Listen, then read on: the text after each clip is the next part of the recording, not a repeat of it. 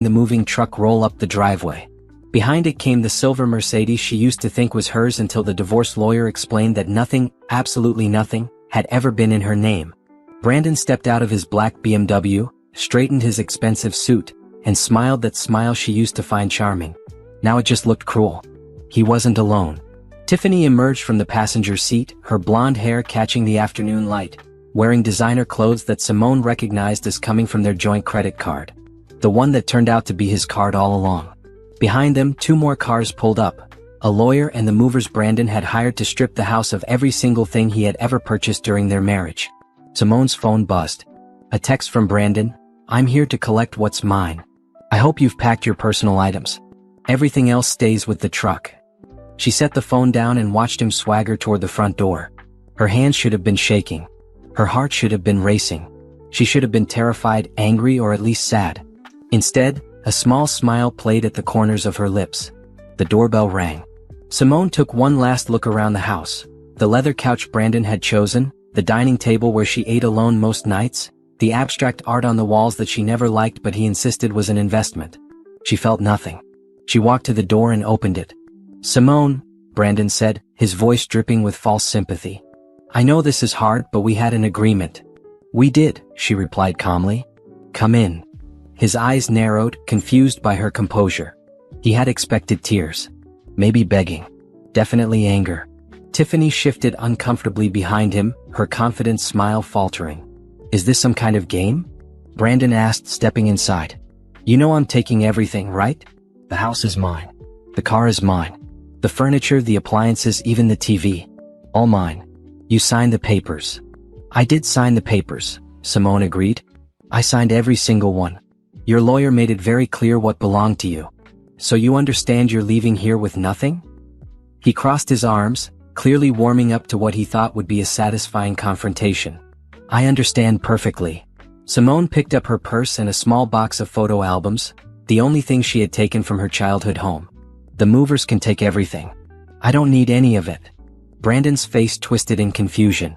"You don't need..." "Simone, are you okay? Did you hit your head or something?" "I'm perfectly fine, Brandon. Better than I've been in years, actually." Tiffany whispered something to him, but he waved her off. "Where are you going to live? How are you going to survive? You haven't worked a real job in years. You have no skills, no money, nothing." "I'll manage," Simone said simply. The lawyer entered, carrying a clipboard full of papers. "Miss Simone? I need you to verify the inventory list and sign off on each item being removed from the property." For the next 2 hours, Simone calmly walked through the house with the lawyer, checking off items. Brandon followed, making snide comments about how she was probably already trying to figure out which friend would take her in. Tiffany examined the furniture like she was shopping, occasionally saying things like, "Oh, this couch will look perfect in our living room," or, "I always hated those curtains anyway." When they reached the master bedroom, Simone paused only briefly. This was where she had found them 6 months ago, tangled in sheets she had washed that morning. Brandon's clothes mixed with Tiffany's on the floor. The sound of their laughter until they saw her standing in the doorway. "Nothing to say?" Brandon taunted. "No final speech about how I ruined your life?" Simone turned to look at him fully for the first time since he arrived. "You didn't ruin my life, Brandon. You just weren't part of it." His face reddened. "What's that supposed to mean?" "It means exactly what I said." She signed the final paper and handed the clipboard back to the lawyer.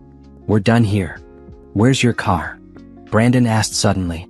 "The Range Rover should be in the garage. I returned it to the dealership last month. It was in your name anyway, remember? I didn't want to deal with the hassle." "Returned it?" He looked genuinely shocked. "How have you been getting around?" "I bought my own car. A nice one." Simone picked up her box of photos. "Is there anything else, or can I go now?" Brandon stepped in front of her. "Wait. Just wait. You're acting weird, Simone. This isn't like you. You should be crying or screaming or something. I'm taking everything." "I know. And I'm letting you take it." She met his eyes steadily. "Thank you for that, actually." "Thank me?" He looked at Tiffany, who shrugged. "Yes. Thank you for showing me who you really are. Thank you for the divorce. Thank you for making it so clear that I never want to see you again." Simone stepped around him. "Goodbye, Brandon." She walked out of the house without looking back.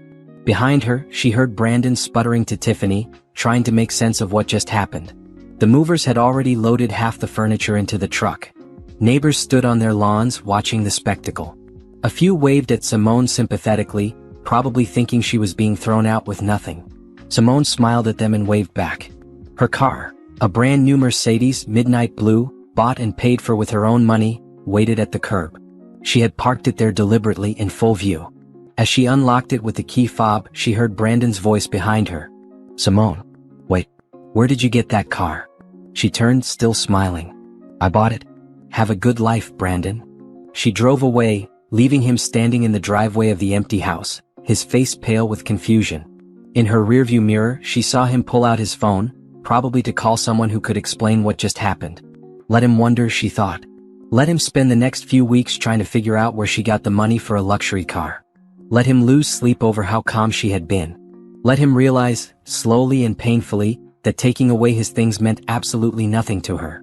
Because while Brandon had spent the last 6 months celebrating his freedom and planning his future with Tiffany, Simone had been building an empire. And he had no idea. 8 years earlier, Simone had been a different person. She was 23, fresh out of college with a degree in graphic design, and working at a small marketing firm in downtown Seattle. She loved her job, loved the creative energy, loved seeing her designs on billboards and in magazines. She was good at it too. Her boss had just promoted her to senior designer when she met Brandon at a tech industry mixer. He was 27, handsome in an understated way, and passionate about the software startup he was launching with 2 college friends. He talked about changing the world, about making technology accessible, about building something that mattered. Simone found his ambition attractive. She had ambition too, and she thought they could build their futures together. Their first year together was magical. Brandon was attentive, romantic, and supportive. He came to her design exhibitions and bragged about her talent to his friends.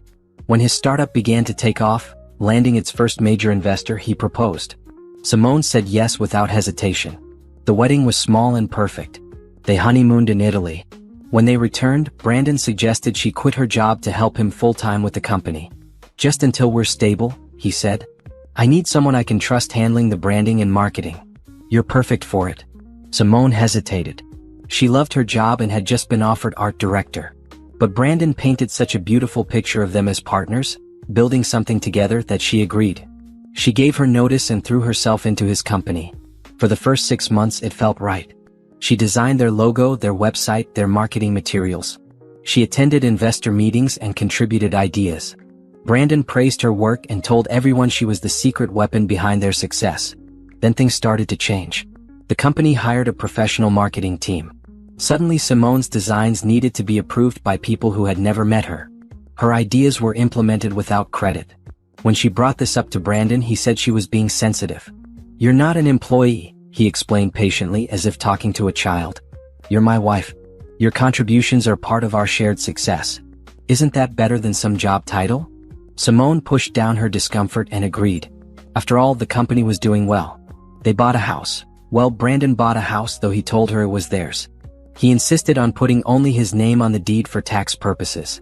"It's all the same thing," he said. "What's mine is yours." Except it wasn't. As the company grew, Brandon grew busier. Meetings ran late. Business trips multiplied. Simone found herself alone in the big house more often than not. She tried to stay involved with the company, but Brandon began leaving her out of decisions. "You don't understand the technical side," he said when she asked about a new product launch. "Stick to what you know." "I know marketing and design," Simone protested. "That's my degree."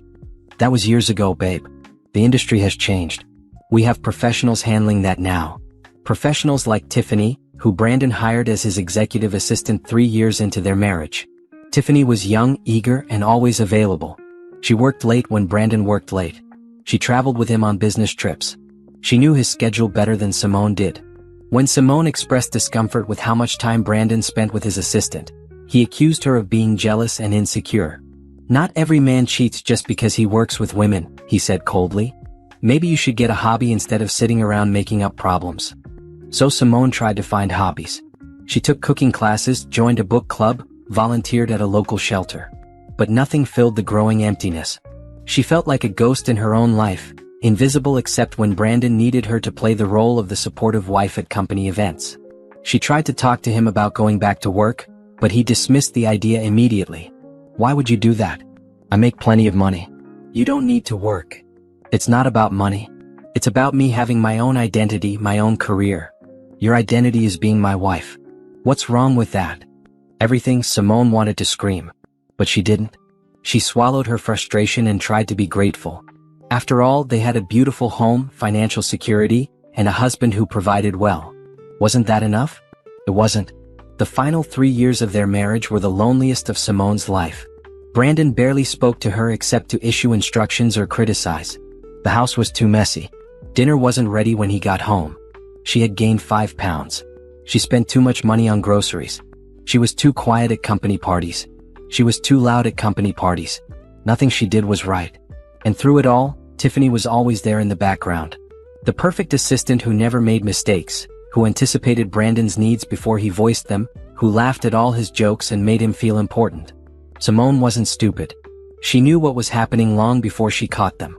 She saw the way Brandon's face lit up when Tiffany called. She noticed the new cologne he wore and the extra care he took with his appearance. She found the credit card receipts for hotels when Brandon claimed to be in business meetings across town. But catching them, actually seeing them together in her bed, was different.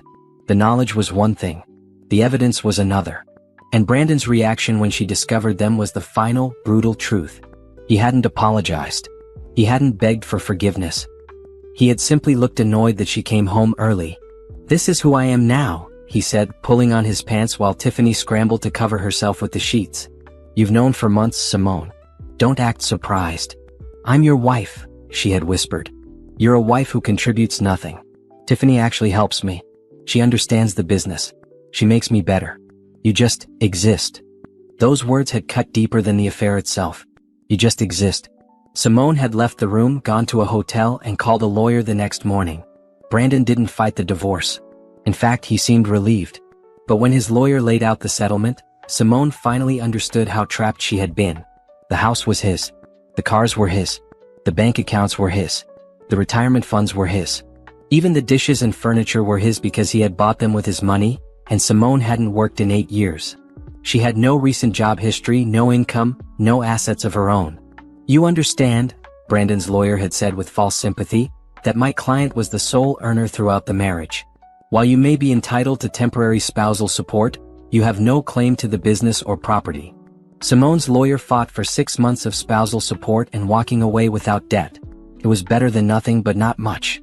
The day the divorce was finalized, Brandon had sent her a text. "Hope you learned something from this. Next time, contribute." She had learned something. Just not what he thought. She learned that depending on someone else meant being powerless. She learned that love without respect was worthless.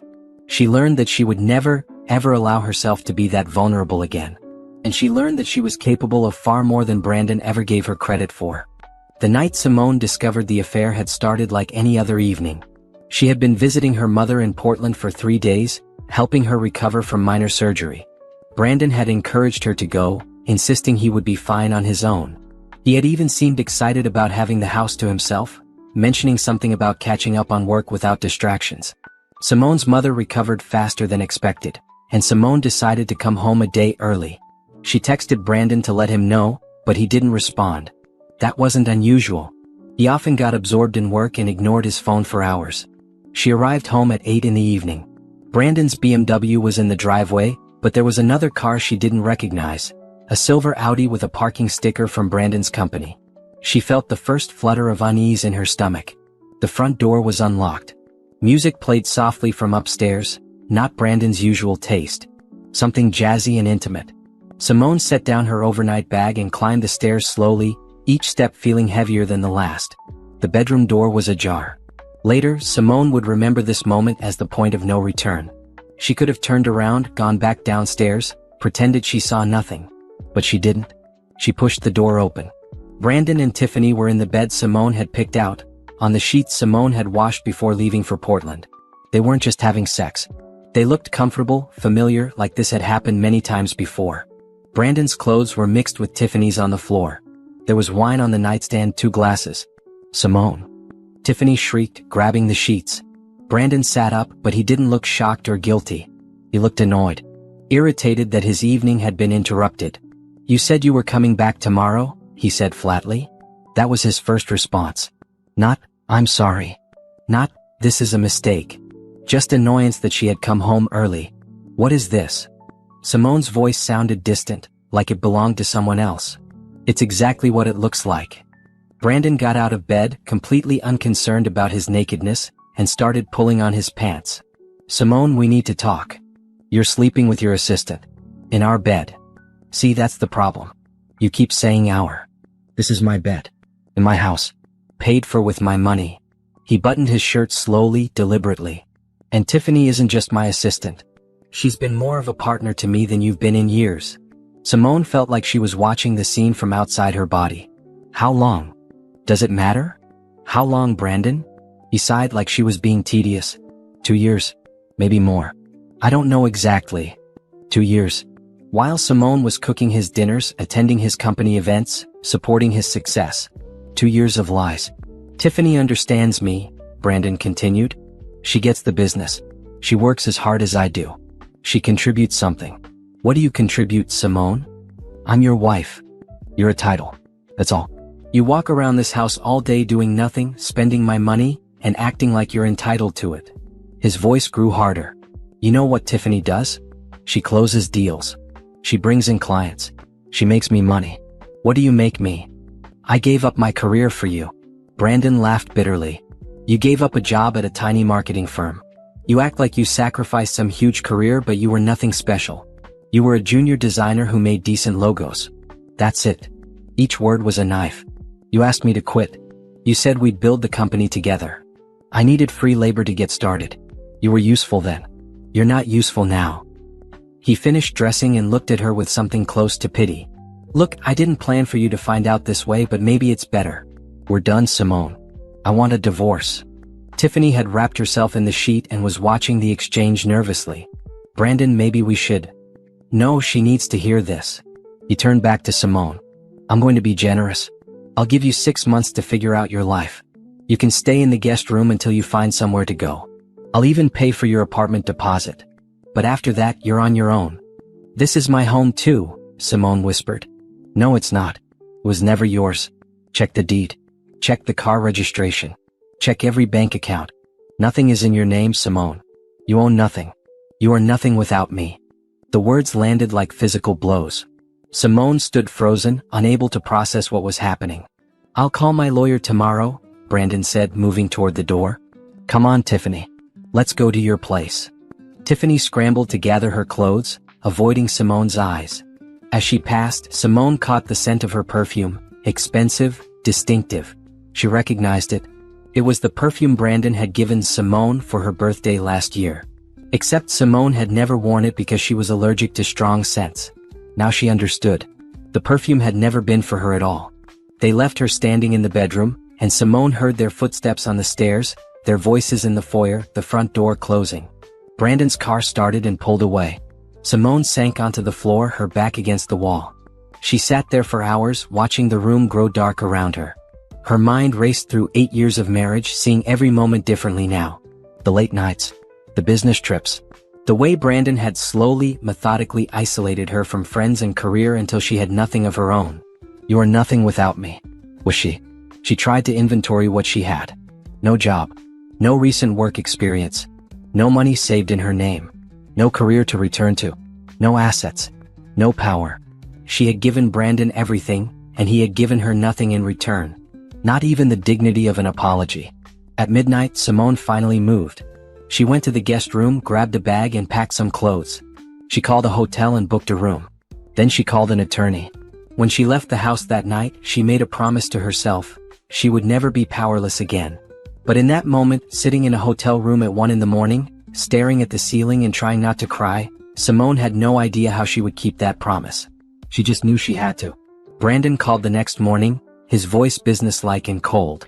My lawyer will be in touch. Don't make this difficult. You sign what he gives you and we can both move on with our lives. I've hired my own lawyer, Simone said quietly. Brandon laughed.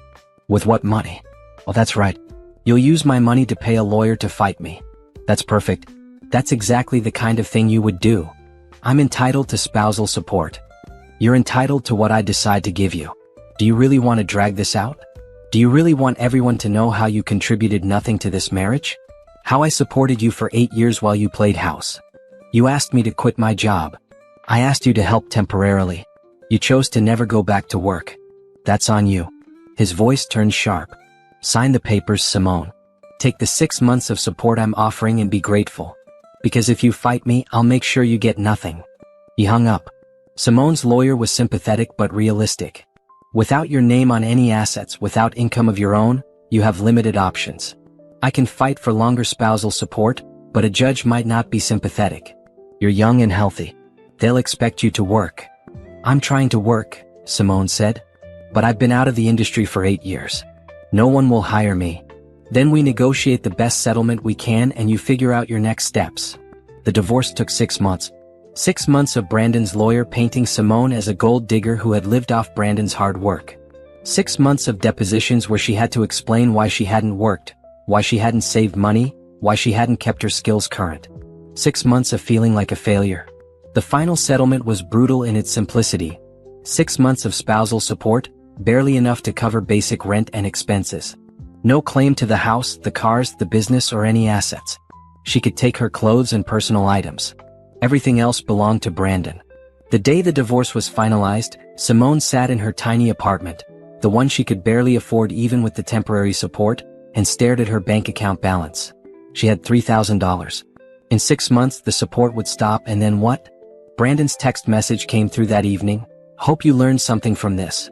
Next time, contribute." Simone stared at those words for a long time. Then she opened her laptop and started researching freelance graphic design platforms. If Brandon wanted contribution, she would show him what contribution really looked like. What Brandon didn't know, what he couldn't have known because he never paid attention to anything Simone did, was that she hadn't been entirely idle during the final 3 years of their marriage. It started with a conversation at her book club. Simone had joined the group 2 years before the divorce, desperate for any social interaction that didn't involve Brandon's colleagues. The women in the book club became the closest thing she had to friends, and one evening after they finished discussing the month's novel, the conversation turned to work. "I'm thinking about starting a side business," said Natalie, a freelance writer. "Just something small, doing social media for local businesses." "I wish I had a side business," Simone had said without thinking. "I feel like I'm losing my mind just sitting at home all day."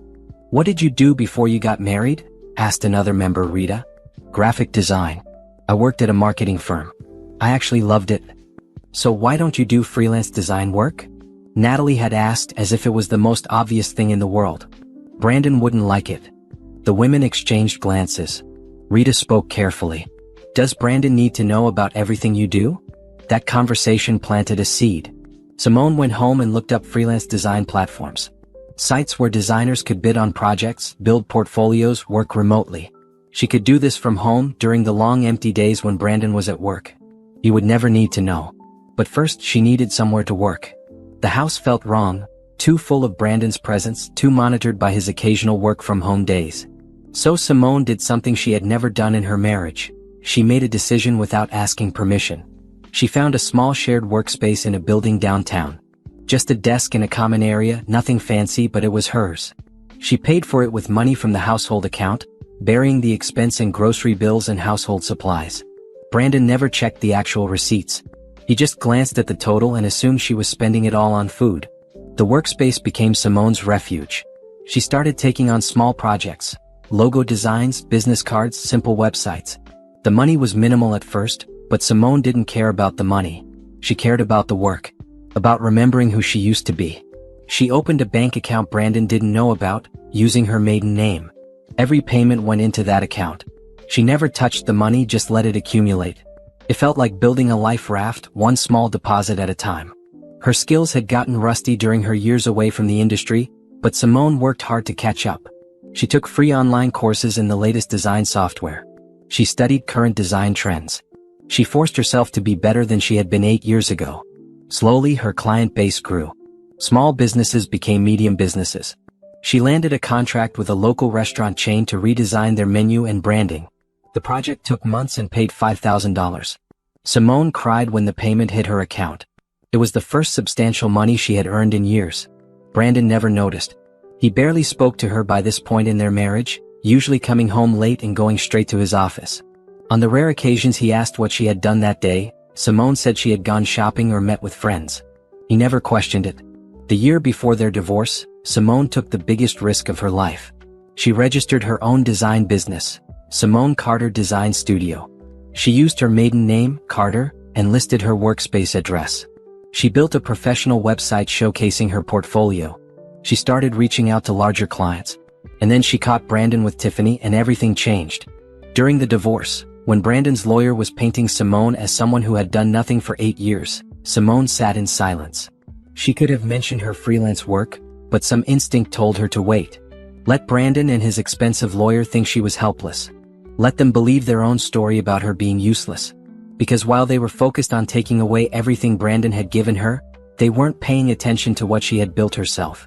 The day after the divorce was finalized, Simone went to her workspace and looked at her bank account. Between her freelance earnings and careful saving, she had $40,000. It wasn't a fortune, but it was hers. She had 6 months of spousal support ahead of her. 6 months when Brandon would assume she was struggling, maybe working a minimum wage job, maybe living with family. 6 months when he wouldn't be paying attention to what she was doing. Simone made a plan. She moved from the shared workspace to a small private office. Still nothing fancy, but it was entirely hers. She upgraded her computer and software. She hired a business consultant to help her develop a growth strategy. She joined professional design organizations and started networking. Then she went after clients. Big clients. Corporate clients. The kind of clients who paid real money for quality design work. Her pitch was simple: high-quality design work at competitive prices, fast turnaround, and personal attention that bigger firms couldn't provide. She emphasized her experience, her creativity, and her flexibility. The first major contract came 3 months after the divorce. A tech startup, not Brandon's thankfully, needed a complete brand identity package. Website, logo, marketing materials, social media templates. They had a tight deadline and a decent budget. Simone worked day and night for 6 weeks. She poured everything she had learned, everything she had been forced to suppress during her marriage, into that project. When she delivered the final products, the CEO called her personally. "This is exactly what we needed. Better than we imagined. Can you handle our ongoing design needs?" Absolutely. That retainer contract paid $3,000 a month. Simone added 2 more clients in month 4. Then 3 more in month 5. By month 6, when Brandon's spousal support was about to end, Simone was making more money than she had at her old marketing firm job. She bought a car, used but reliable. She moved from her cramped apartment to a nice condo. She hired an assistant. And Brandon had no idea. Why would he? He had blocked her number after the divorce. He never asked mutual acquaintances about her. He was too busy with Tiffany and his company to waste time thinking about his failed marriage. That was exactly what Simone was counting on. Because the business she was building wasn't just about making money. It was about proving something. To herself. To Brandon. To every person who had ever underestimated her. She could contribute. She could succeed. She could thrive. Without him. The 6 months following the divorce were the strangest period of Simone's life. To the outside world, to the few people who knew her through Brandon, she had disappeared into obscurity. The mutual friends they had made during the marriage quietly sided with Brandon. Invitations stopped. Phone calls went unreturned. Simone was erased from that social circle as efficiently as if she had never existed. But that erasure was exactly what she needed. Every morning, Simone woke up in her modest apartment and felt something she hadn't felt in years: purpose.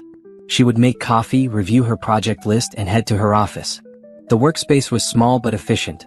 A desk, a high-end computer, 2 large monitors, and walls she had painted a calm sage green. Her first major breakthrough came in week 2 of her newly independent life. The tech startup that hired her was thrilled with her work and referred her to 3 other companies. By week 4 she had a waiting list. Simone worked 12-hour days, but they felt nothing like the exhausting, empty days of her marriage. This exhaustion came with accomplishment. Every logo she designed, every website she built, every brand she helped create was proof of her value. Not as someone's wife. Not as someone's support system. As herself. She developed a reputation for being fast, reliable, and creative. Client reviews on her profile praised her ability to understand their vision and execute perfectly. One CEO wrote, "Simone took our vague ideas and turned them into a brand identity that perfectly captures who we are. She's worth every penny and more." By month 2, Simone had to hire help. She brought on Janelle, a young designer fresh out of college who reminded Simone of herself 8 years ago. Janelle was talented, eager, and afraid of being good enough. Simone mentored her gently, sharing everything she had learned. "You're really good at this," Janelle said one day, watching Simone work on a complex logo design. "Did you always know you wanted to do design?" "I did it for years before I took a break," Simone said carefully. She never talked about Brandon or the divorce. That life was sealed off, separate from who she was becoming. "Why did you take a break?" "Because I forgot that I was good at it. I let someone convince me that other things were more important." Simone looked at Janelle seriously. "Don't ever let anyone make you smaller than you are. Not a boss, not a partner, not anyone." In month 3, Simone landed the contract that changed everything. She was scrolling through project listings on a professional platform when she saw it. A Fortune 500 company was looking for a designer to overhaul their entire digital presence. Website, mobile app, marketing materials, social media assets. It was a 6-figure contract, and they were accepting bids from design firms of all sizes. Simone's heart raced as she read the description. This was the kind of project major agencies competed for. She was just one person with one assistant. She had no business bidding on it, but she had nothing to lose. She spent 3 days crafting the perfect proposal. She researched the company exhaustively, identified their pain points, and created a detailed pitch showing exactly how she would solve their problems. She included mock-ups, timelines, and pricing that was competitive but not cheap. She emphasized her personal attention and flexibility, things a huge agency couldn't offer. Then she submitted the proposal and tried not to think about it. 2 weeks later, she got a call. "Miss Carter? This is Patricia Wright from Heritage Industries. We've reviewed your proposal for our digital redesign project. We'd like to schedule a meeting to discuss moving forward." Simone had to sit down. Heritage Industries. She had researched them thoroughly. They were a multi-billion-dollar corporation, and they wanted to meet with her. The meeting went perfectly. The executives loved her ideas, her approach, and her timeline. They appreciated that she would be personally handling the project rather than farming it out to junior designers. At the end of the meeting, Patricia extended her hand. "Welcome aboard, Miss Carter. We're excited to work with you." The contract was for $150,000, to be paid in installments over 6 months. Simone barely made it to her car before she started crying. This was more money than she had made in her entire 8-year marriage. She called her mother, the only person who knew what she had been building. "Mama, I got it. The big contract. The one I told you about." Her mother's voice was thick with tears. "Oh baby, I'm so proud of you. I knew you could do it. I always knew." Simone worked harder than she had ever worked in her life. She brought on 2 more part-time designers to help with the Heritage Industries project while she maintained her other clients. She worked evenings and weekends. She obsessed over every detail. The result was stunning. The new website was clean, modern, and user-friendly. The mobile app was intuitive and beautiful. The marketing materials were cohesive and impactful. When she presented the final products to Heritage Industries in month 5, the room went silent.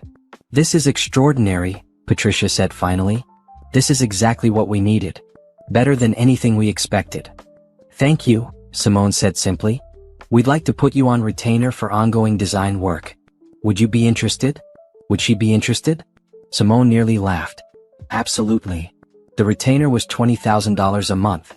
Combined with her other clients, Simone was now making more in a month than Brandon had paid her in spousal support for the entire 6 months. She moved out of her cramped apartment and into a spacious condo in a nice neighborhood. She bought a new car, not flashy but nice. A midnight blue Mercedes that she paid for in cash.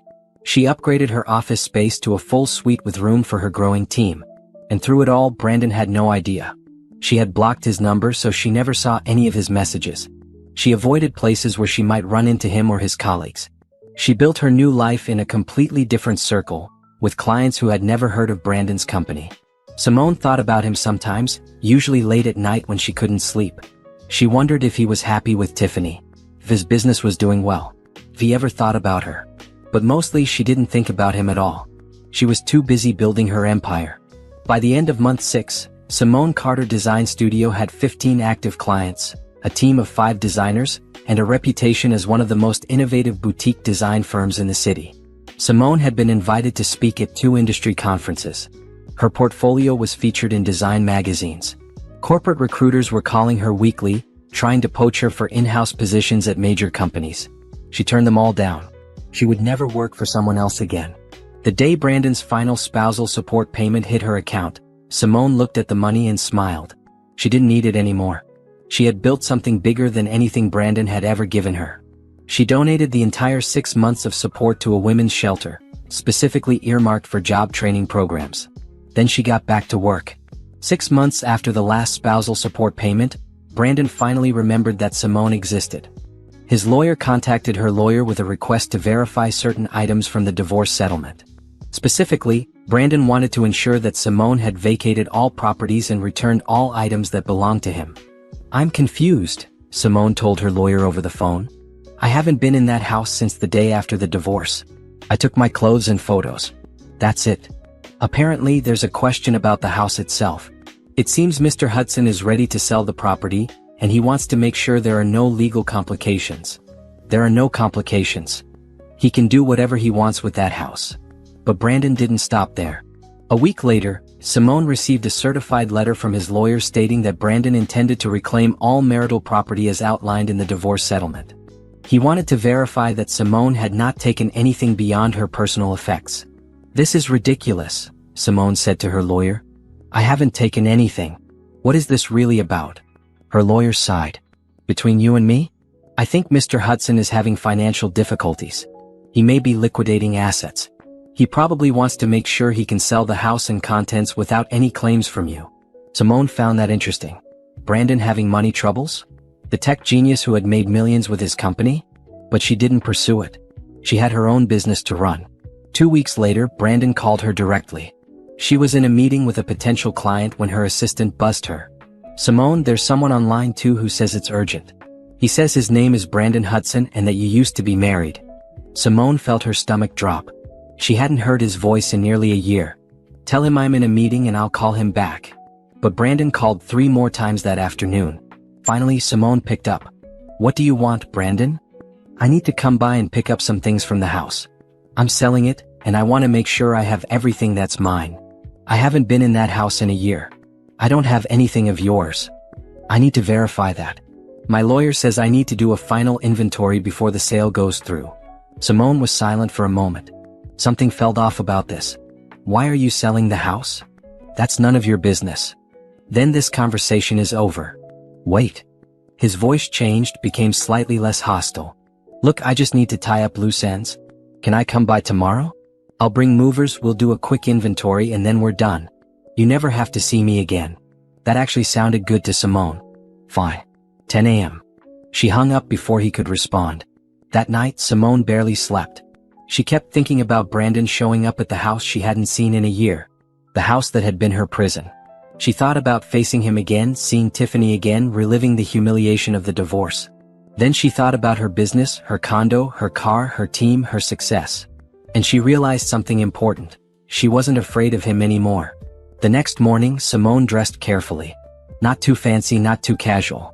She wanted to look put together, but not like she was trying to impress anyone. She drove to the old house in her Mercedes, parking it prominently on the street where Brandon couldn't miss it. She arrived at 9:45 and stood outside, looking at the house with fresh eyes. It looked the same, elegant, expensive, cold. She had never loved this house. It had never felt like home. Brandon pulled up at exactly 10 a.m. in his BMW. Behind him was a large moving truck and a car carrying his lawyer. And then another car. Tiffany. Simone watched as they all climbed out. Brandon looked the same, maybe a little more tired around the eyes, but still put together in his expensive suit. Tiffany looked nervous, hovering near Brandon like she wasn't sure she should be there. "Simone," Brandon said, his voice artificially friendly. "Thanks for meeting us. You said this would be quick." "It will be. We just need to verify the inventory and move everything out." "Move everything out?" Simone frowned. "I thought you were selling the house furnished." "Change of plans. I want everything. It all belongs to me anyway." Understanding dawned. This wasn't about selling the house. This was about something else. Brandon wanted to see her break down, to see her beg for the furniture and belongings she had lived with for 8 years. Simone looked at him for a long moment, then smiled. "Okay." Brandon blinked. "Okay? That's it. That's it. Take everything. I don't need any of it." His face twisted in confusion. "You don't need, Simone, this is everything. The couch, the beds, the dishes, the TV. Everything. You're okay with this?" "I'm fine with it." Tiffany whispered something to Brandon, but he waved her off. Where are you living? How are you surviving? I'm doing great, actually. Simone pulled out her keys and walked past him to unlock the front door. The movers can start whenever they're ready. For the next 2 hours, Simone watched as Brandon's movers stripped the house. They took every piece of furniture, every appliance, every decoration. Brandon followed them around, pointing out items and making comments to Tiffany about where things would go in their new place. The new condo is smaller, he said at one point, clearly wanting Simone to hear. But it's in a better location. More suitable for our lifestyle. Simone said nothing. She simply sat on the front steps, scrolling through emails on her phone and occasionally signing paperwork for Brandon's lawyer. When they reached the master bedroom, Brandon paused. This is where you found us. Remember? Simone looked up from her phone. I remember. Does it hurt? Seeing all of this go? Not particularly. Come on, Simone. You can drop the act. This has to bother you. I'm taking everything. She stood up and walked to where he stood in the bedroom doorway. Brandon, I need you to understand something.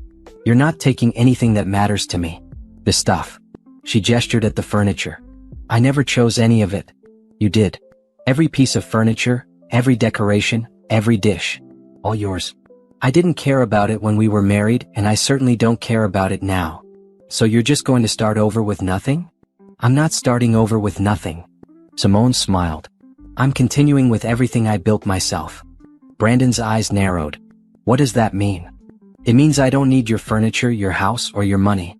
I have my own. Oh, please. You're probably waitressing somewhere and living in some tiny apartment. Don't act like you're doing well. I'm not acting. Simone checked her watch. Are we almost done here? I have a conference call at 2. A conference call? Brandon scoffed. For what? Your book club. For my business. The words hung in the air. Brandon stared at her. What business? My design firm. Simone Carter Design Studio. Maybe you've heard of it? His face went pale. You have a design firm? I do. I've had it for a while now. It's doing very well. Tiffany had joined them in the hallway. Brandon, didn't your company just... Shut up, Tiffany, Brandon snapped. He turned back to Simone. A design firm. That's cute. I'm sure it's a little freelance thing you run from your kitchen table. Actually, I have an office and a team of 5 designers. We specialize in corporate branding and digital design. Brandon laughed, but it sounded forced. Right. Corporate branding. Sure. You don't have to believe me. But it's true. Simone walked toward the front door. Are the movers finished? I really do need to get going. The lawyer approached with a final stack of papers. Miss Carter, if you'll just sign these final documents, we can conclude this matter. Simone scanned the papers quickly, then signed each one. There. We're done. Brandon followed her out to the front lawn. Simone, wait. This business you're talking about, is it real? Very real. How? You haven't worked in years. You had no money. How did you start a business? I had more money than you thought. And more skills than you gave me credit for. She pulled out her car keys. Goodbye, Brandon. I hope you and Tiffany are very happy together. She walked to her car, the new Mercedes, and unlocked it. Behind her, she heard Brandon's sharp intake of breath. Where did you get that car? Simone turned, still smiling. I bought it. With my own money. From my business. His face was red now. That's a $60,000 car. I know. It's lovely, isn't it? She opened the door and paused. Oh, and Brandon? Good luck with the house sale. I hope you get a good price. She drove away without looking back. In her rearview mirror, she saw Brandon standing in the driveway, staring after her, while Tiffany tugged at his arm and the movers continued loading furniture into the truck. Let him wonder, she thought. Let him spend the next week trying to figure out how she went from nothing to owning a Mercedes. Let him lose sleep over it. Because while he was wondering, Simone would be busy running the business that was about to change her life even more than it already had. Brandon called her 17 times over the next 3 days. Simone ignored every call. She was too busy preparing for a presentation with a potential client, a major national retailer looking to rebrand their entire online presence. Finally, on day 4, he showed up at her office. Simone's assistant, Janelle, buzzed her line. Simone, there's a man here demanding to see you. He says his name is Brandon Hudson and that it's urgent. Simone considered sending him away, but curiosity won. Send him in. Brandon walked into her office and stopped dead. The space was beautiful, modern, professional, and clearly expensive. Floor-to-ceiling windows overlooked the city. 3 of her designers worked at sleek desks in the open area beyond her glass-walled private office. Sample work covered one wall: logos, website designs, branding packages. The Simone Carter Design Studio logo was etched into the glass door. This is... Brandon looked around in disbelief. This is real. I told you it was real. Simone didn't stand up from her desk. What do you want, Brandon? He walked further into the office, examining everything like he couldn't quite believe what he was seeing. How did you afford this? I told you. I have a successful business. But how? You had no money after the divorce. You had no clients, no portfolio, no... He stopped. Wait, when did you start this? Does it matter? Yes, it matters. His voice rose and Janelle looked up from her desk outside. Brandon caught himself and lowered his voice. If you had income during our marriage, that affects the divorce settlement. You lied about having no assets. I didn't lie. I had no assets that you knew about. That's different. You hid money from me. I earned money you didn't know about. Also different. Simone leaned back in her chair. And before you get your lawyer involved, let me remind you that I earned this money through freelance work I did completely separately from you. Money that went into an account in my name only. Money that was never commingled with marital assets. Your lawyer is welcome to try to claim it, but I have excellent records showing it was my separate property. Brandon's jaw clenched. You planned this? While we were married, you were planning to leave me. No, while we were married, I was trying to remember who I used to be. The leaving part came after I found you in bed with Tiffany. Remember that? He had the grace to look away. When he turned back, his expression had shifted from anger to something else. Calculation. Look, Simone. I'm sorry about how things ended. I was cruel and I shouldn't have been. But we're both moving on now, right? You have your business, I have mine. Maybe we can help each other out. Help each other out how? I heard you landed the Heritage Industries account. That's a big contract. Simone's eyes narrowed. How do you know about that? I know people in the industry. Word gets around. He sat down in the chair across from her desk without being invited. Here's the thing. My company is bidding on a major contract right now. Tech infrastructure for a national retail chain. It's worth $10 million. We need it. Congratulations. I hope you get it. The retailer is also looking for someone to handle their digital rebranding. Complete overhaul of their online presence, mobile app, everything. I thought maybe you could bid on that part, and if you get it, you could recommend my company for the tech side. Simone was quiet for a long moment. You want me to help you get a contract? It would be mutually beneficial. You get a huge client, I get a huge client. We both win. Let me see if I understand this correctly. You divorced me, told me I contributed nothing, took everything you ever gave me, and now you want me to help your business. It's not like that. This is just professional. Business is business. Business is business, Simone repeated slowly. Tell me something, Brandon. Which retailer is this? I can't tell you that. It's confidential until the bids are in. Is it North Point Retail? Brandon's face went white. How do you know that name? Because my firm is already preparing a bid for their digital rebranding project. We've had preliminary meetings with their marketing team. They're very impressed with our Heritage Industries work. The color drained completely from Brandon's face. You're bidding against me? I'm not bidding against you. I'm bidding for a design contract. You're bidding for a tech contract. They're separate projects. But if they choose you, if they choose me, it will be because my proposal is the best one they received. Just like if they choose your company, it will be because your proposal is the best. Simone stood up. Now, if you'll excuse me, I have work to do. Brandon stood too, but he didn't move toward the door. Simone, please. I need this contract. My company needs it. Things have been difficult lately. Difficult how? We lost some major clients, made some bad investments, had some unexpected expenses. He ran a hand through his hair. If we don't land this North Point contract, we're going to have to make serious cuts. Maybe even fold. Simone felt a flicker of something. Not sympathy exactly, but not pleasure in his pain either. Just distance. His problems weren't her problems anymore. I'm sorry to hear that, Brandon. But I can't help you. Can't or won't. Both. I can't risk my company's reputation by making recommendations based on anything other than merit. And I won't help you because you made it very clear when we divorced that I owed you nothing. I was angry. I said things I didn't mean. You meant every word. And honestly, I'm glad you did. Because those words pushed me to build something I'm proud of. Something that's mine. She walked to her office door and opened it. Goodbye, Brandon. He stood there for another moment, then walked past her. At the door he turned back. You've changed. Yes, I have. I don't like it. Simone smiled. I don't care. After he left, she returned to her desk and sat down, her hands shaking slightly. Janelle appeared in the doorway. Are you okay? I'm fine. That was my ex-husband.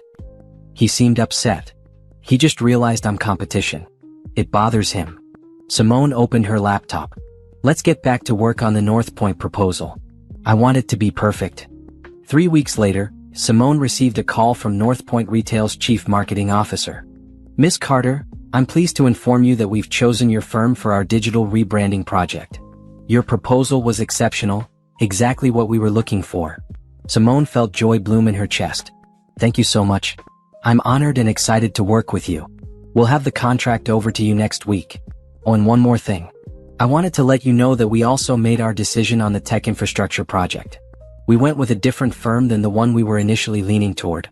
Your Heritage Industries project manager gave such a glowing recommendation of your work that we decided to look at who else she was working with.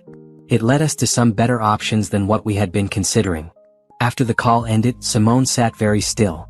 She hadn't cost Brandon the contract. The decision-makers at North Point had made their choice based on merit. But her success with Heritage Industries had indirectly influenced their process. Brandon would see it as her fault. She knew him well enough to predict that. Part of her felt bad. Despite everything, she didn't enjoy watching him fail. But a larger part of her felt something else: vindication. She had built something real, something valuable, something that affected the industry. She wasn't invisible anymore. She wasn't nothing. She was everything Brandon had said she could never be. And she had done it without his help, without his permission, and without his approval. The best revenge, she thought, really was living well. The news spread through the industry quickly. Simone Carter Design Studio had landed the North Point retail contract, one of the biggest digital rebranding projects of the year. Articles appeared in design publications, praising her innovative approach and rapid rise in the industry. Interview requests poured in. Simone accepted several interviews, carefully crafting her story to focus on the work rather than her personal life. But some interviewers pressed for details about how she started her firm. I had been away from design for several years, she told one journalist. Personal circumstances. But I realized I had to get back to what I loved. So I started small, took on freelance projects, built a portfolio, and grew from there. It's inspiring, the journalist said. A comeback story. What kept you going during the difficult times? Simone thought about that question carefully. I think I had something to prove. Mostly to myself. I needed to know that I could do this, that I was good enough, that I had value beyond what other people told me I had. Every project I completed was proof that I was right. The article came out with the headline, From Comeback to Triumph, Simone Carter's Design Studio Rises. It didn't mention Brandon by name, but it didn't need to. Anyone in the industry who knew them both could connect the dots. The same week the article published, news broke that Brandon's company had lost the North Point contract to a competitor. The industry gossip mill went into overdrive. People whispered about financial troubles at Hudson Tech, about investors pulling out, about employees being laid off. Simone heard the rumors but tried not to pay attention. She was too busy preparing for the North Point project, which would require months of intensive work.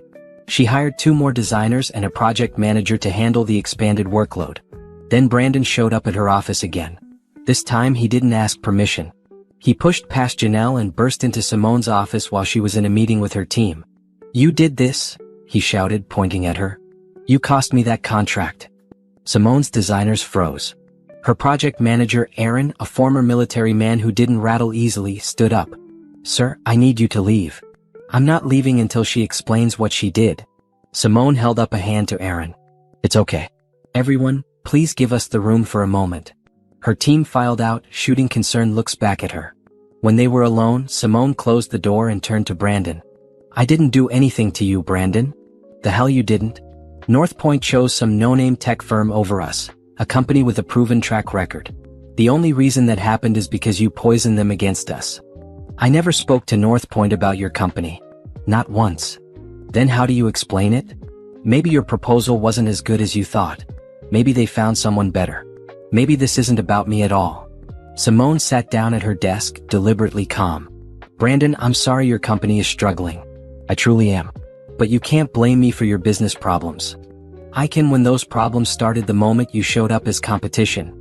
I've been competition for a year. You just didn't notice until now. She met his eyes steadily. And even if I had influenced North Point's decision, which I didn't, why would that be wrong? You're the one who told me that business is business. That success matters more than sentiment. I'm just applying the principles you taught me. Brandon's face was red with fury. I made you. Everything you have because of me. I supported you, I gave you a comfortable life, You controlled me. You isolated me. You convinced me I was worthless. And then when I finally found the courage to leave, you took everything. Simone's voice was quiet but firm. I didn't cost you that contract, Brandon. But even if I had, you would have deserved it. You vindictive. I'm not vindictive. I'm successful. There's a difference. She stood up. Now please leave my office before I call security. Brandon stared at her, breathing hard. Then his expression shifted, became almost pleading. Simone, please. If you could just, maybe put in a good word for us with some of your clients. You have connections now. You could help. No. Just one recommendation. That's all I'm asking. The answer is no, Brandon. I won't compromise my professional reputation to fix your problems. But we used to be married. Doesn't that mean anything? It used to mean everything. You made sure it means nothing now. She walked to the door and opened it. Goodbye, Brandon. Don't come to my office again. He left, but not before giving her a look of pure hatred. Over the next month, the situation at Hudson Tech deteriorated rapidly. Simone heard through industry contacts that Brandon had to lay off 30% of his staff. Major clients started jumping ship. Investors were demanding explanations. Then Tiffany left him. Simone learned this from an unexpected source, Tiffany herself. She called Simone's office one afternoon asking to meet. Against her better judgment, Simone agreed. They met at a coffee shop, neutral territory. Tiffany looked tired and years older than when Simone had last seen her. Thank you for meeting me, Tiffany said, stirring her coffee nervously. I wasn't sure you would. I'm not sure why I did, Simone replied honestly. What do you want? I wanted to apologize. For what I did. For the affair. For everything. Simone studied her. Why now? Because I finally understand what you went through. Brandon and I moved in together after you left. At first it was great. He was charming and attentive and made me feel special. But then, Tiffany's voice trailed off. Then it became what you experienced. He criticized everything I did. Nothing was good enough. He needed to control everything. And when his business started failing, he blamed me. I'm sorry to hear that. I left him last week. I couldn't take it anymore. And I realized that I helped him do to me what he did to you. I was the other woman. I judged you for not being good enough, for not contributing, for not making him happy. And now I see that none of it was true. It was always him. Simone took a sip of her coffee, processing this. I appreciate the apology, Tiffany. But I need you to understand that it doesn't change what happened. You made choices. So did Brandon. So did I. We all have to live with those choices. I know. I wanted you to know that I was wrong. About everything. Okay. Simone started to gather her things. Wait, Tiffany said. Can I ask you something? How did you do it?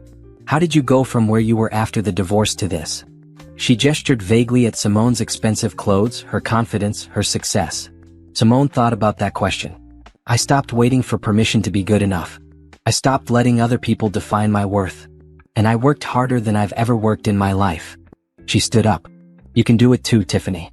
You don't need Brandon. You never did. She left Tiffany sitting in the coffee shop and went back to her office, back to her work, back to the life she had built. That evening, as she reviewed the latest designs for North Point, her phone rang. A known number. She almost didn't answer, but something made her pick up. Hello? Simone Carter? The voice was male, professional. This is Robert Chin from Venture Capital Partners. We've been following your company's growth with great interest. We'd like to discuss potential investment opportunities. Simone sat up straighter. Investment in my company? Yes. We see significant potential for expansion. Would you be open to a meeting? Would she be open to a meeting? Simone almost laughed. 6 months ago, she had been taking everything she owned from Brandon's house in one small box. Now venture capitalists wanted to invest in her company. I'd be very interested, she said. Let's set something up. After the call ended, Simone stood at her office window, looking out at the city lights. She thought about Brandon and his failing company, about Tiffany rebuilding her life, about the journey that had brought her to this moment. She felt no satisfaction in Brandon's struggles. Just distance. His choices had led him here, just as her choices had led her to success. The best revenge really was living well. And Simone was just getting started. The meeting with venture capital partners changed everything. Robert Chin and his team offered to invest $5 million in Simone Carter Design Studio in exchange for 25% equity. They saw potential for national expansion, predicted that with proper funding and strategic growth, the company could become a major player in the design industry. Simone negotiated for weeks, bringing in a business attorney and financial advisor. She refused to give up more than 20% equity and insisted on maintaining majority control. The investors agreed, impressed by her savvy negotiation skills. The investment allowed Simone to move her firm into a larger office space, hire 15 more employees, and open a second location in New York. She developed a training program for young designers, remembering her own struggles to rebuild her skills. She created a mentorship initiative for women returning to the workforce after career breaks. 6 months after the investment, Simone Carter Design Studio was one of the fastest-growing design firms in the country. Major corporations competed for spots on her client list. She was invited to speak at the prestigious Design Leadership Summit, where she gave a keynote address on building a business from the ground up. It was at a smaller industry conference that she met Lawrence Winters. He was an architect, 10 years older than Simone, with kind eyes and an easy smile.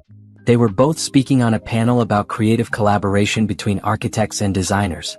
During the Q&A session, Lawrence answered a question by referencing one of Simone's previous answers, building on her ideas rather than contradicting them.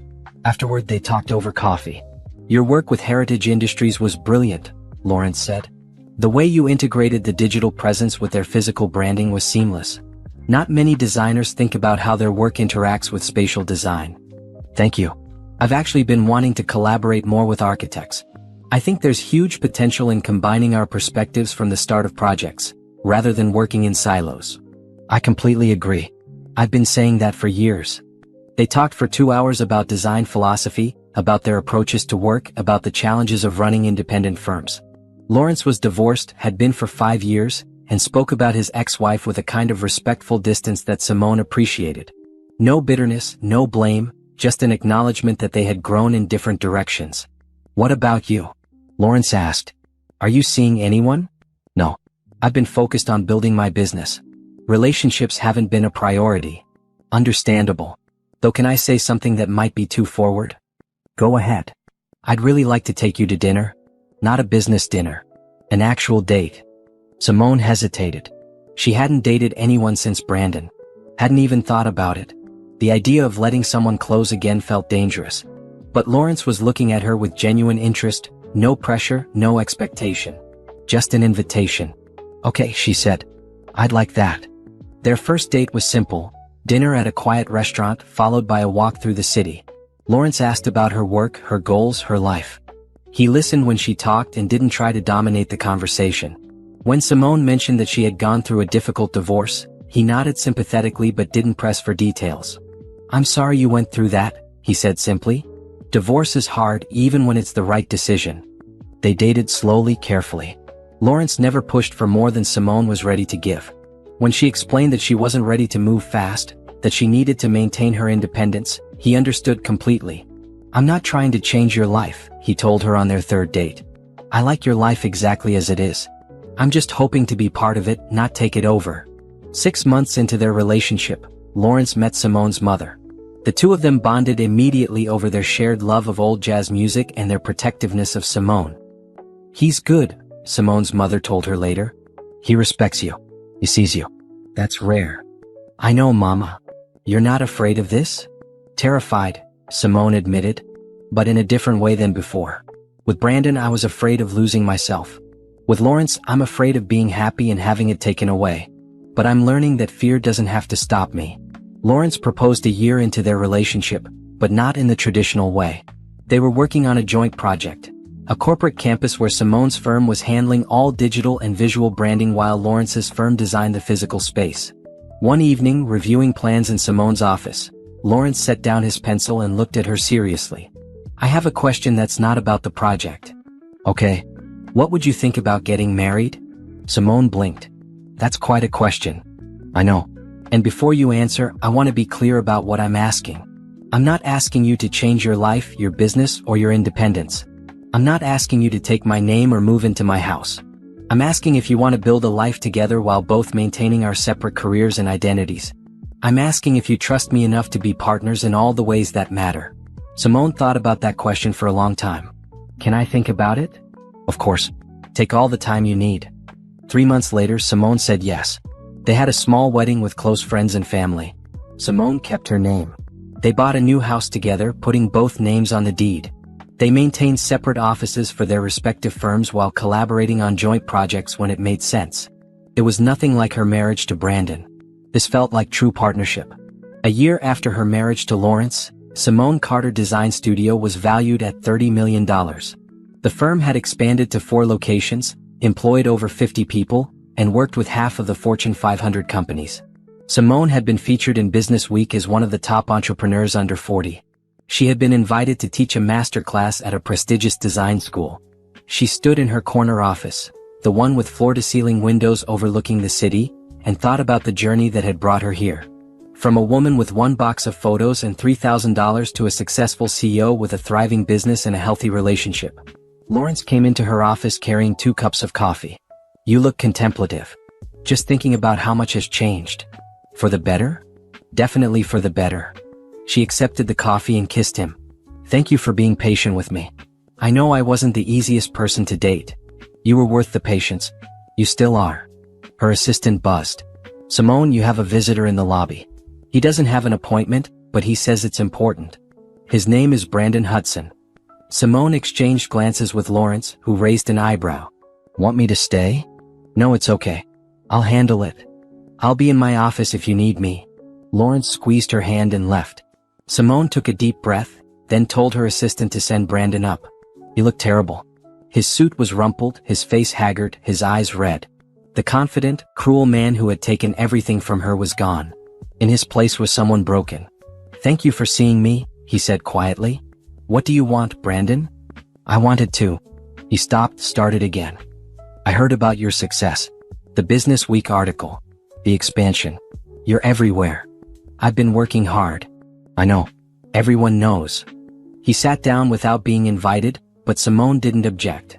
My company filed for bankruptcy last month. I'm shutting down. Losing everything. I'm sorry to hear that. Are you?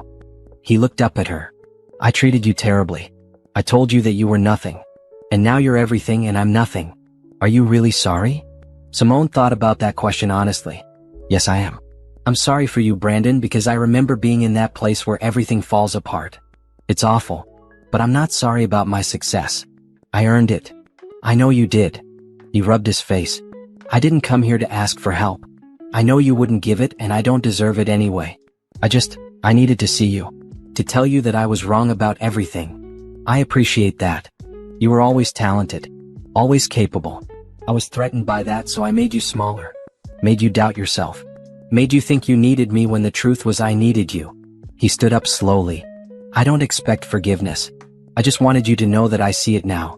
I see what I did, and I see what you've become despite me. Because of you actually, Simone said quietly. If you hadn't pushed me to my lowest point, I might never have found the strength to build this. I'm not grateful for the pain, but I'm grateful for what I learned from it. Brandon nodded.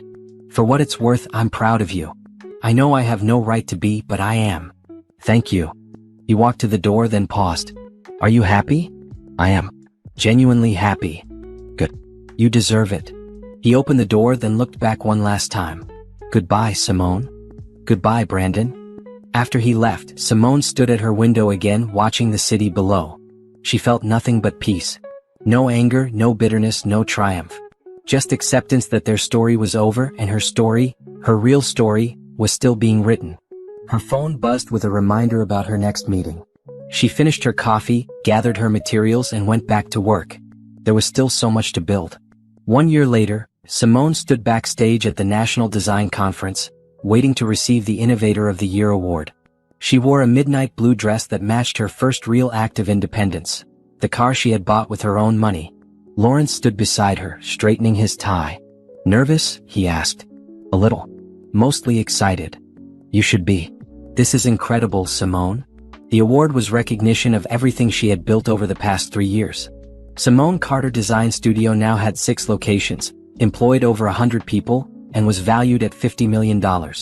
She had been invited to join the boards of 3 major corporations and had started a foundation to help women rebuild their careers after divorce.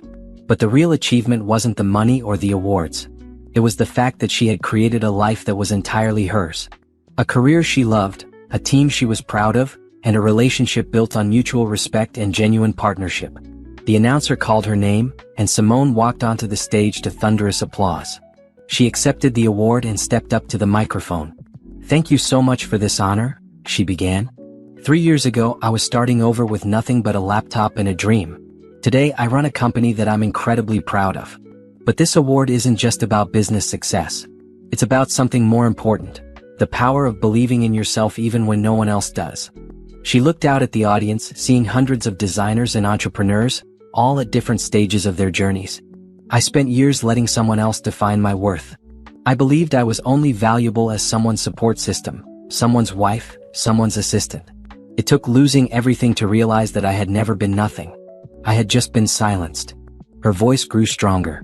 If you're in that place right now, if someone is telling you that you're not good enough, not smart enough, not talented enough, please don't believe them. You are enough. You have always been enough. And when you find the courage to bet on yourself, you'll be amazed at what you can build. The audience rose in a standing ovation. Simone smiled, accepted the award, and walked off stage. Backstage, Lawrence pulled her into a hug. "That was perfect. You're perfect." "Stop, you'll make me cry," before the reception.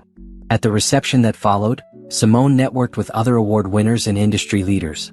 She discussed potential collaborations, shared insights about scaling a design business, and offered advice to younger designers just starting out.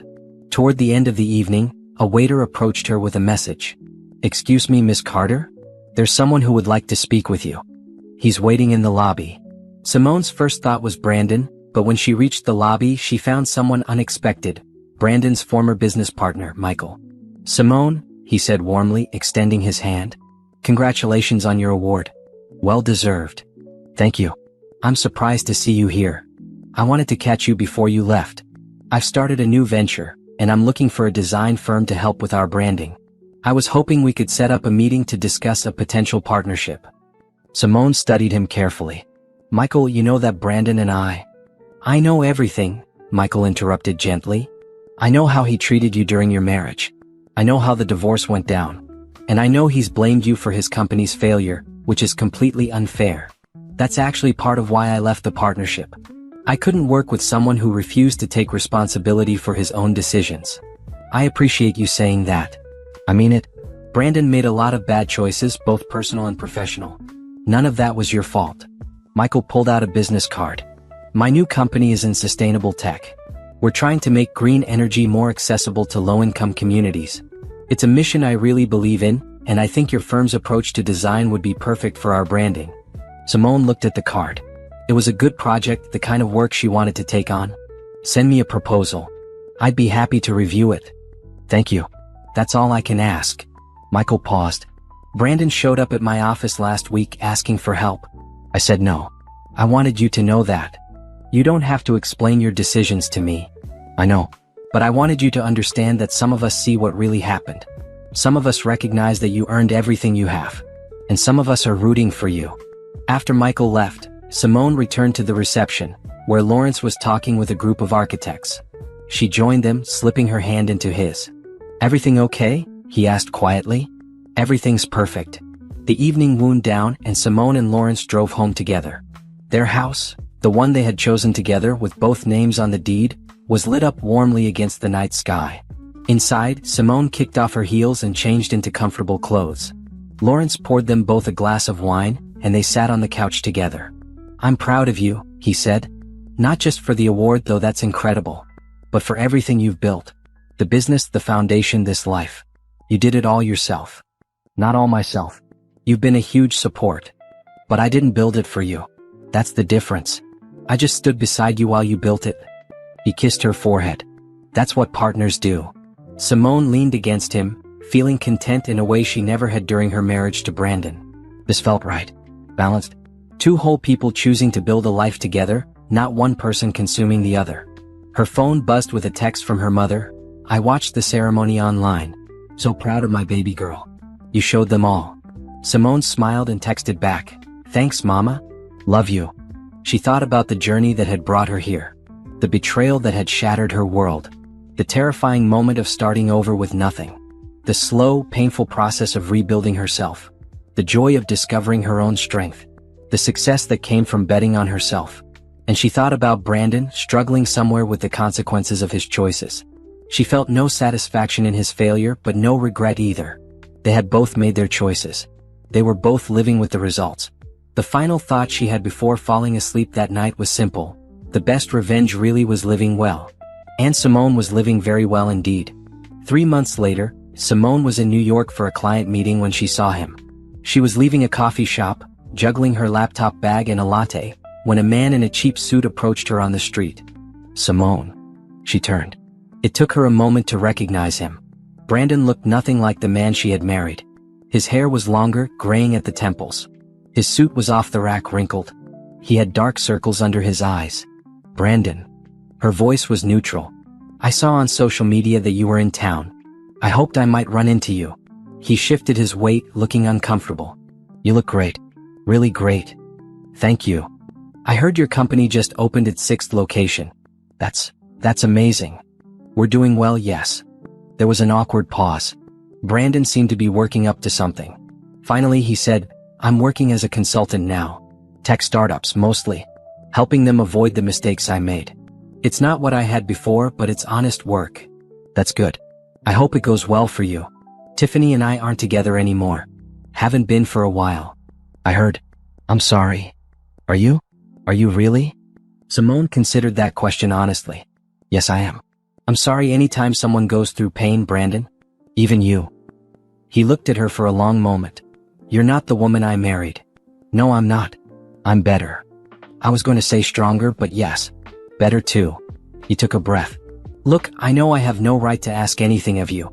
But I was wondering, I know your firm must need consultants sometimes. Tech integration, that kind of thing. I'm good at that. Always have been. If you ever need someone, would you consider? No. The word was firm but not cruel. Brandon nodded slowly as if he had expected it. I'm not trying to be vindictive, Simone continued. But I built my company separately from you. I keep it that way. It's nothing personal.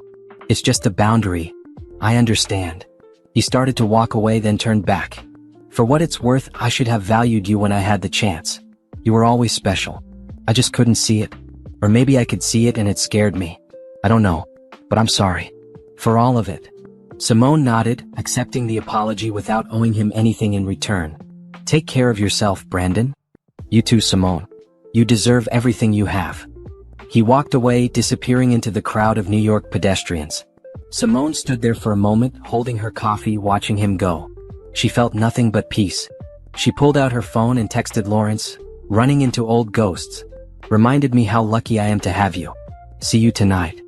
His response came immediately, lucky is mutual. Love you. Simone smiled, not the polite smile she had given Brandon, but a real, genuine smile that reached her eyes. Then she headed to her client meeting, walking with the confidence of someone who had built everything she had, lost everything that didn't matter, and kept everything that did. The revenge she had taken wasn't about making Brandon suffer. It was about making herself succeed. And that success was sweeter than any petty vengeance could ever be. She had won. Not by defeating him, but by becoming the best version of herself.